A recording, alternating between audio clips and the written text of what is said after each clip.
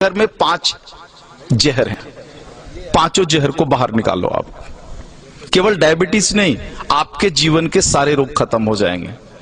रसोई घर को जो बिगाड़ा है इन लोगों ने, 5 जहर रसोई घर में प्रवेश करा करके बिगाड़ा है।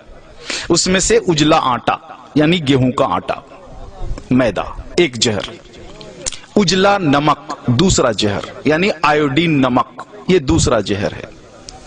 तो गेहूं छोड़ा तो कहां जाना है? बाजरी, जवारी, मकई, मड़ुआ के पास जाना है, जौ के पास जाना है। उजला नमक अगर छोड़ना है तो कहां जाना है? सेंधा नमक पर जाना है, काला नमक पर जाना है, आपके यहां के सांभर झील के नमक पर जाना है।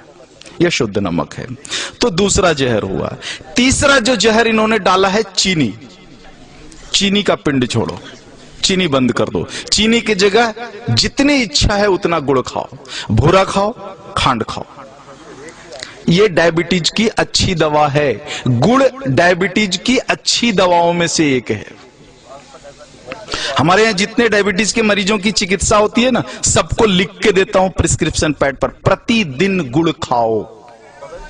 हाँ, रसगुल्ला खाने का मन है जरूर खाओ, गुड़ वाला खाओ। जिलेबी खाने का मन है जरूर खाओ, गुड़ वाली जिलेबी खाओ। बालूशाही खाने का मन है, गुड़ वाली खा लो। जितना मीठा खाने का मन है खाओ, गुड़ वाली खा लो। तो तीसरा जो जहर है वो आपका चीनी है। हाँ। और जो चौथा जहर है वो है रिफाइन। हाँ, इस रिफाइन को बाहर निकालो। ये तेल नहीं है। आर्थराइटिक्स भी सबसे ज्यादा राजस्थान के लोगों को है। आर्थराइटिक्स, घुटने का दर्द, कमर का दर्द, माताओं को तो है ही, 100% राजस्थानी माताओं को है ये। कारण आपने इस शरीर को तेल और घी तो दिया नहीं, तेल के नाम पर रिफाइन दिया और घी के नाम पर बटर ऑयल दिया। कहते हो घी खाते हैं, लेकिन वास्तव में वो बटर ऑयल है, घी नहीं है। आप कहते हो तेल खाते हैं, तेल नहीं खाते, रिफाइन खाते हो आप। रिफाइन अलग है और तेल अलग है, दोनों एक नहीं हो सकता। तो इस रिफाइन को बाहर निकालो और तेल को लेकर के आ जाओ।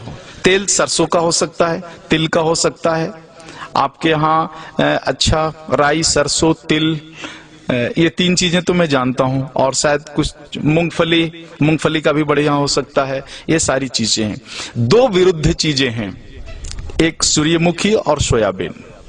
इनके चक्कर में मत पड़ना, ये दोनों खतरनाक हैं। तो इस तरह से रसोई घर से अगर कुछ चीजों को आप बाहर निकाल दो। 2 मॉडर्न चीजें हैं, एक प्रेशर कुकर, हाँ, जो आपके रसोई घर का प्रेत है, प्रेत को बाहर निकालो। हाँ, पकती नहीं अनाज, फटती है अनाज। दाल फटता है उसमें, पकता नहीं है। नीचे से ताप और ऊपर से प्रेशर, तुअर का दाल फट जाता है, पकता नहीं है। पकेगा तो मिट्टी की हांडी में धीरे धीरे, सने सने, धीमी आंच पर ही पकेगा। तुअर का पौधा जितने दिन तक मिट्टी में खड़ा रहता है, उसी हिसाब से समय लेगा हांडी में पकने के लिए। जल्दी कैसे पका लोगे आप? नहीं पका सकते। वो मिट्टी में 10 महीने तक खड़ा रहा है तो 10 मिनट तो लेगा ना चूल्हे पर पकने में। आप फटाफट 2 मिनट में पका लोगे, पकता नहीं, फट जाता है। अनाज को, फटा हुआ अनाज खाओगे तो गड़बड़ तो होगी ही, पका हुआ अनाज खाओ। प्रेशर कुकर में कोई भी अनाज नहीं पकता, केवल फटता है। तो इस प्रेत को बाहर निकाल दो। और दूसरा प्रेत तो कम है, जो है फ्रिज।